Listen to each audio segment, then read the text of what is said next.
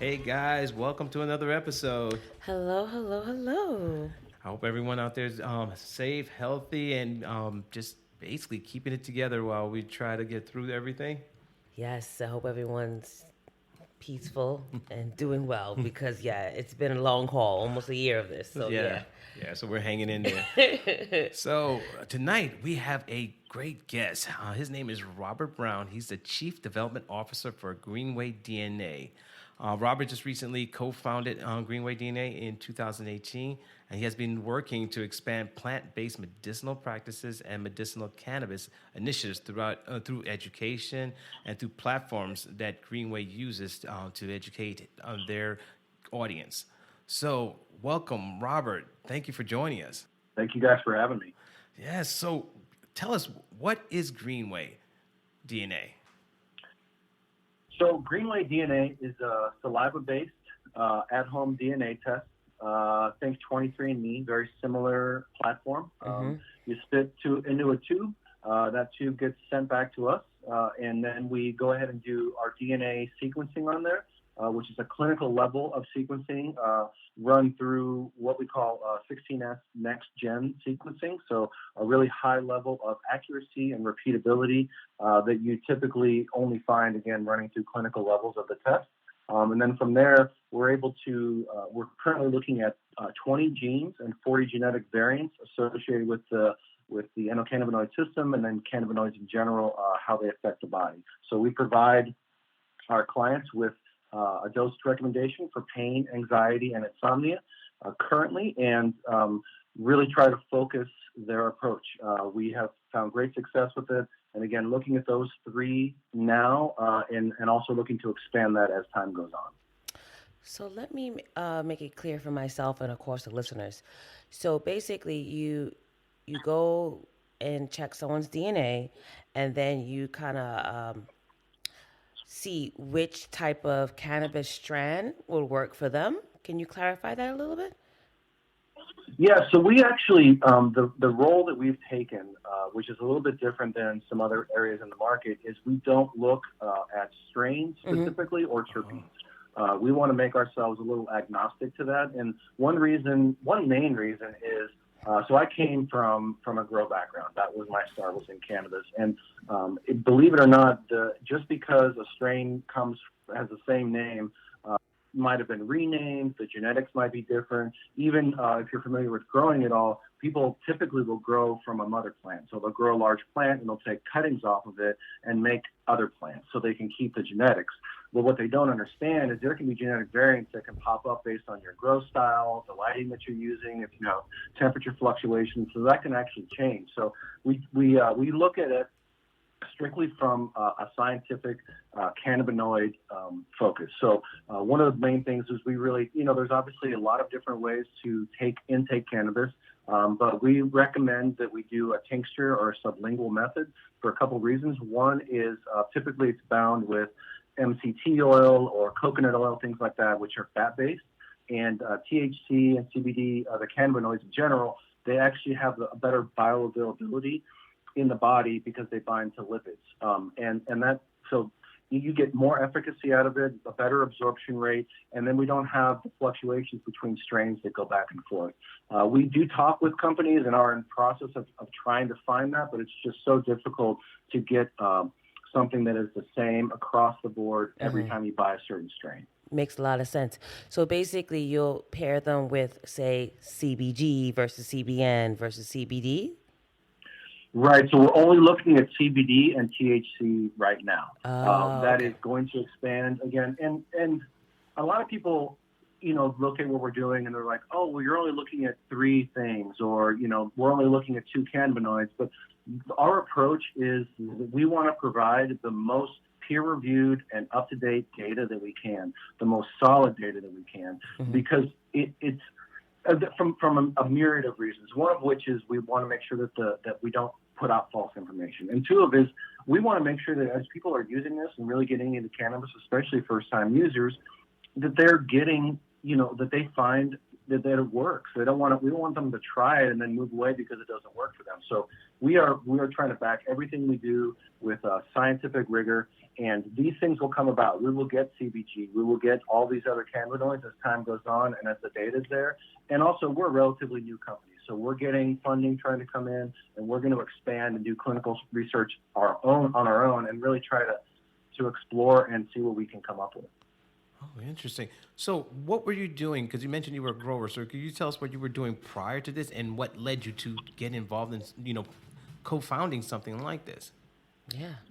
Absolutely. Yeah. So I actually started my life out in the automotive world from when I was like 14 and started working for startup companies in California in the electric car market and was just not happy with kind of the way things are going. It's a really interesting place to be.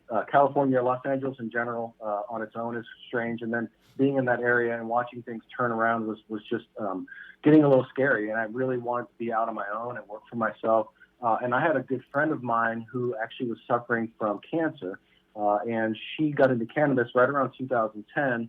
And we were close. And I wanted to help as much as I could. So she started pulling me along on this journey. And the more that I found out about it, the more that I realized there was actually people that I knew that were involved in the collective model, which is basically how California started, was the collective before we got into doing recreational, and that was more on the medicinal side of things. So started really getting into that, working and volunteering at a local collective, trying to understand the market, and then really started to get into plant science. I went to a couple courses that taught about how to grow and the nuances involved in there from a very, small, minute level of really understanding on a granular level how these things are grown. And from there, I decided to partner with a friend of mine, and we opened our first grow, and that expanded into 2 other grows. And then we also developed a concentrate line, which is something that's pretty big in California. It's a distillate form of concentrate there. And then we opened a small retail location and started venturing out on our own with hopes to grow bigger from there, pardon the pun. And then 2018, which is when the recreational laws were supposed to be going forward in California, I really started reevaluating where I was and looking at the dollars and cents that came into the industry. And it was just getting going to be really big and just outside of a scope that I felt I could operate in by myself. So consequently, around that time, I got stuck on a bus from LAX back home for about 4.5 hours from a car accident that was on the freeway. And the guy I was sitting next to was the CLO, or the chief legal guy for this company, Greenway, that was just getting off the ground. And I started talking to him about cannabis. He was blown away, as I was, by just the exchange of information. And the next week, I started selling kind of what I was doing and moved full into Greenway at that point. Oh, wow. Faith has it. Great story. It's really wild, yeah. And it's just so great. I love cannabis. I love what it can do. I love what it is, and really just looking at things from that perspective and wellness perspective. So when this came about, I was so happy. You're right. I couldn't. It's one of those things where you can't write a story like that. It just comes about, and you just thank the stars. So let's walk through this. So I'm a client. I decide that I want to go through the process. I get the kit. I send it back. Now I get the results back. Can you give us like a sample of how, like, say I suffer from insomnia, and I'm looking for perhaps dosing for that? Can you give us like a sample of how the results will look like, just arbitrary? Absolutely, yeah. So, I forwarded you guys over. I don't know if you had a chance to look at the one of our sample reports. So what you'll find is the way that we put this together is at the very first page, it is a simple, easy to read page, very layman focused. We spell it out clearly. One box that says CBD, one box says THC, and in there you've got pain, anxiety, and insomnia. And then right next there, you're going to see a small ratio. So whatever it is for CBD and whatever it is for THC. Yes. And that is your dose right there, your dose recommendation right there, plain as day.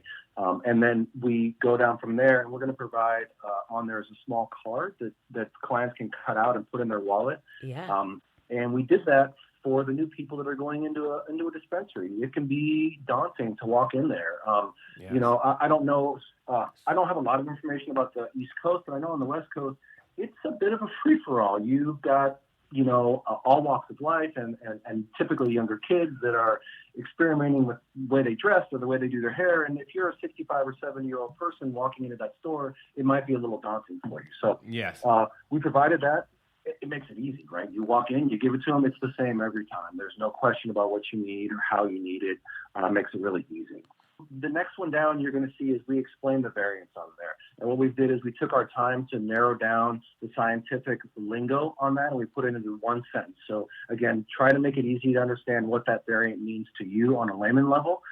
From there, we go down and explain how those interact with your body, gets into a little bit more of a scientific role there. We tell you kind of what you want to take maximum during a day, and then how you might split that up for individual dosages based on what feels right for you. And then from there, it gets even deeper into the science, explaining the variants quite a bit more, and really going into something that the doctor is going to want to look at that you can share with them. So now all of a sudden, you've got a report that covers the whole gamut. You can walk in there as a client and you're armed. You have the knowledge to be able to talk with them. They're not talking over your head or saying things you might not understand. You can really have a frank conversation, and that's one of the designs of this is to lead again to transparency and a conversation between a doctor and patient that typically doesn't happen. And you know what I love from seeing the report is that it's very detailed, and one thing it promotes is that everyone is different, So basically, something that may work, a dose that may work for Timmy that's the same age as Angela, even though they may be the same age, the same weight, what works for Timmy may not work for Angela.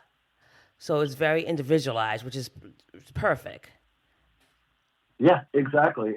And you're kind of dovetailing into a great part about this is a lot of our research, and I'm sure you guys have seen this, is typically what they put on an outside of a label is, start slow and see where you go, or it's based on weight. Well, our data has currently showed that your physical weight has nothing to do with your metabolic rate. Exactly. So you're really getting kind of information that's leading you down a very, very strange path. So, and also people are vastly overusing THC and vastly underusing CBD by large amounts. So realistically, what we found so far, and again, our data is going to be ongoing as we go through this, and we're still relatively new, but the amount of THC that's needed to really kind of make this a cohesive plan is very minute.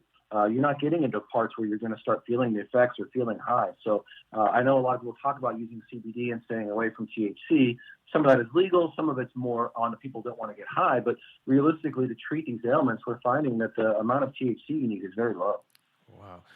Let me ask a question. Have you guys, who are you looking to partner with? But have you reached out to? Have you guys looked in dispensaries, supermarkets, Whole Foods, Amazon, things like that? Absolutely, yeah. In fact, so our first launch, we really focused on, or our first approach was to get into dispensaries. Okay. And what we found is the educational barrier was really high. Again, you're looking at a younger population typically that's working in these bud tenders that are doing this, and the educational part of that was very difficult. So we kind of pivoted a little bit and started looking at it from a higher level, talking with doctors' offices, yes. Looking at more of these CBD companies and people that we can partner with to share. So you're getting a kit and you're getting some CBD to go along with it to really make everything whole. And doctors' offices and working with doctors has been a huge point for us lately. We really find that, again, we're bridging the gap. I always say to people, the most asked question in cannabis is, how much do I take? And now we can give you an answer for that, That's absolutely fantastic. Are you guys on the East Coast as of yet, or are you guys just right now relatively on the West Coast? No, we are actually, we do have a representative actually over on the East Coast specifically that's working in the Eastern Seaboard and looking through that, because I know it's a bit more medicinal on that side. Yeah. We're having talks all over the place. I mean, I'm getting calls from all over the world because really outside of the U.S., there is a much more open market for research and testing and different things like that. The U.S. really has put has hamstrung a lot of these research, abilities because of the way that the drug is scheduled, and it makes no sense to me. But so to answer your question, we are everywhere at this point. I've got some clients that I've worked with in Brazil, the UK. We're looking at really expanding it because our position is this should be the first thing that you try. Whatever you're looking at, however you want to approach it, if this is your first step, you're going to save yourself time and money. We've looked at that. It's typically around $3,000 in almost 6 months of time. And you're going to focus. You really start to understand that you're going to start getting your wellness on the path that it needs to be. Well, I mean, from a dispensary owner's perspective, you're going to be saving me a ton of money too from customers who keep coming back saying, this doesn't work, I don't like it, or it didn't make me feel well. Can I get something else? So that's money being lost, or that's the opportunity you could lose a customer to as well. So you're potentially, I would have to say, borderline customizing. Yeah. In a way. It's personal medicine. I mean, really, that's the one way to look at it, for sure. We're really personalizing that. And the other side of it, from the marketing and sales perspective, is this is a great opportunity for a dispensary or for a company to create a subscription model. You give them this test. It helps to build trust. They know that you're actually involved in their wellness. You've taken this test. Now, all of a sudden, you can put them on a subscription model every month. You know exactly what they need because they've provided you their dosage card, and you just send that out every month. I mean, it makes it easier for everybody all around, especially the dispensary owner. That's true. We had our son use a test about a couple of years back, and it was conflicting because it really dealt with mostly like pain and insomnia like yours, but it was trying to match his DNA with a specific strain. What was interesting, it was at the time he was on a specific brand. I think it was Charlotte's Web at the time, and it showed up in his report. So I didn't know if that report was being genuine because, it was in his system because he was on it for quite some time. So right. A test like yours, it doesn't, like you said, doesn't test for the strains. It's really focusing on the endocannabinoids versus the basic doses between THC and CBD. Yeah, and again, and Charlotte's Web, great company. Have nothing but respect for them, and they make a great product. Very good products. But yeah, it's difficult. Again, it's from my perspective, and again, this is solely my opinion, but having a strain, relying on a strain is just impossible. It's just not repeatable. We could live right next to each other and share the same cuttings from a plant, and depending on our lighting or how we're using nutrients or things like that, we're going to actually potentially create a different genetic sequence inside of that plant. So we really try to focus on oils and really stay agnostic to strains or terpene levels or things like that. Not to mention that the data surrounding those is just anecdotal right now. There's no way to ascertain or to nail down something that's specific and repeatable from a strain perspective. So again, on our test, number one, we don't recommend any brand. We really want to partner with a bunch of people, and we don't want to exclude anybody. Mm-hmm. And also, depending on where you're at, sometimes it's more difficult to get one or the other. So we try to look at it as promoting the sublingual or an oil or something like that. Really easy to take. Again, the absorption's better. You can get really deep into the science and look at how much is actually getting absorbed through the liver, and you're going to find that anything that's liquid-based like that you're ingesting is actually going to be more available to your body in general than it would be if you smoke. Attention Cannabis Podcast listeners. You can now listen to your favorite cannabis podcast ad-free with the MJ Bulls mobile app. Just download the free MJ Bulls mobile app to your smartphone to start enjoying cannabis podcasts with no commercials. Go to Apple Apps or Google Play to get the MJ Bulls Cannabis Podcast app today. Got it. Now, have you met any hurdles in trying to introduce this idea in different states? I know every different states have genetic, because you're dealing with DNA, so you're collecting these people's information. How is that being secured? So are there some regulations that you guys have to work around and make people feel safe knowing that, hey, your information is secured? Absolutely. So we are completely HIPAA compliant, and we are also all of our data is secured in a CLIA certified lab in their database, and they have done work with several universities throughout Oregon and are really well renowned genetics laboratory, and our stuff is housed there. And we also make sure that we know that the customer owns all this data. If you called us the next day and said you wanted it destroyed, we would destroy it. We only keep it there for the process of later on as we're developing, new identifying new genes, new variants, different cannabinoids, things like that. We want to be able to offer those to people that have already taken the test at a severely discounted rate. Again, in order to get them the information that's going to really help them out. So we pride ourselves on making sure that we're secure, that we're fully HIPAA compliant, and we want to make sure that the client feels safe in presenting that to us, because our goal is clear and plain. We want to be able to provide you with the information necessary to make yourself or your family feel better. Okay. Wow. It's just amazing how you can put all of this together and make it so individualized. Because so many times because we have the podcast, people will ask, how much to give and and we don't know. We just don't know. We can't tell them because, like, from what we're seeing with different children, everyone's different. And I think because of this, a lot of people stop taking CBD, unfortunately, because they're seeing that, okay, it's not working. Absolutely. Yeah, and that's why I think all of this is so amazing. Yeah, again, we really are trying to do that. And again, to go back to your question about hurdles, obviously data is one thing that people are really worried about. And also just, how does it work? I mean, I've talked to so many people that are just surprised that this even exists. And to be frank, I was when I first had heard the idea. I didn't know it was possible. And we spent 2.5 years developing the algorithms, and what we needed in order to produce this stuff. And we really didn't launch until just before COVID. And again, we really wanted to make sure that we're doing our diligence, we're doing it right. And there is going to be a lot of hurdles, people not understanding how it works, the variants that happen between there. And we really try to gather that. You'd be surprised, down to right-handed or left-handed people actually have a difference in the way that some of these genes or variants are in your body. Wow. How many clinicians do you have working with your scientists on your team?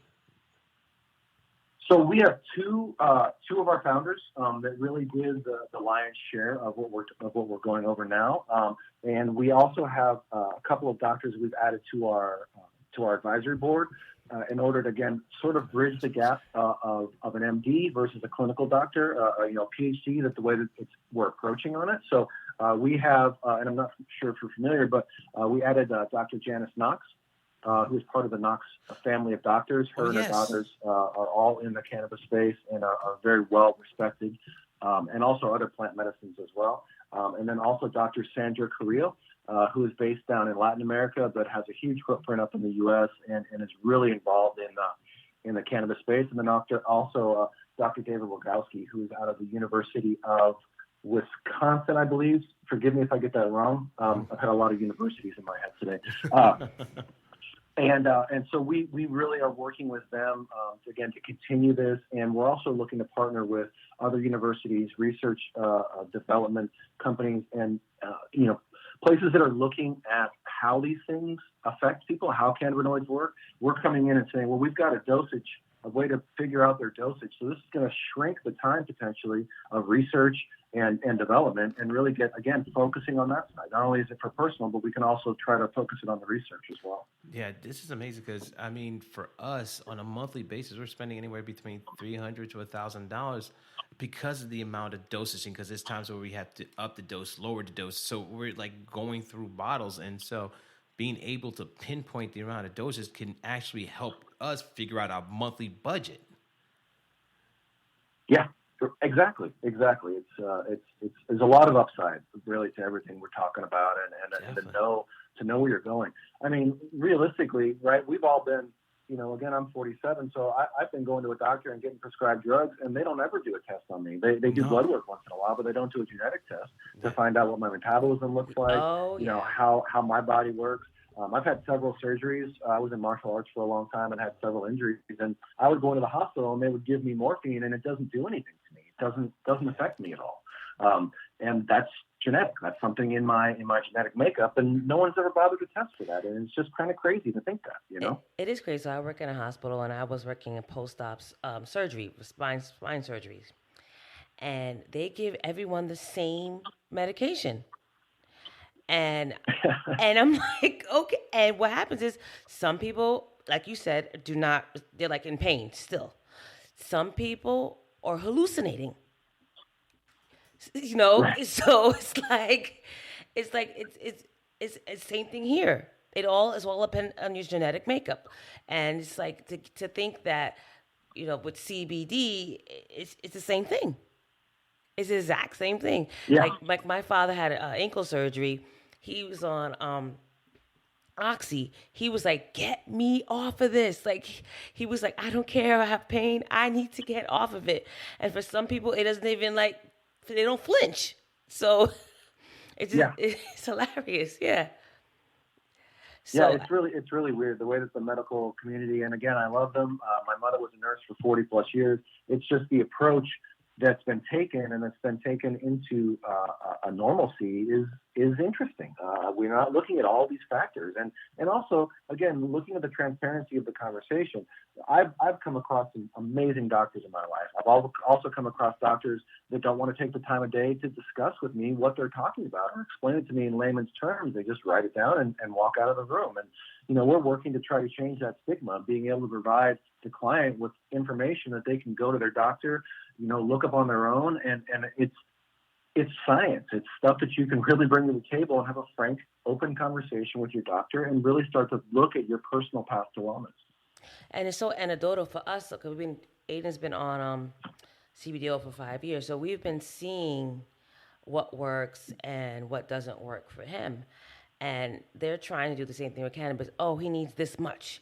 Oh, he needs THC, and we're like, no, that may work for Timmy, but no, Aiden can't take THC. Oh, you need full spectrum. We need everything. And we're like, no.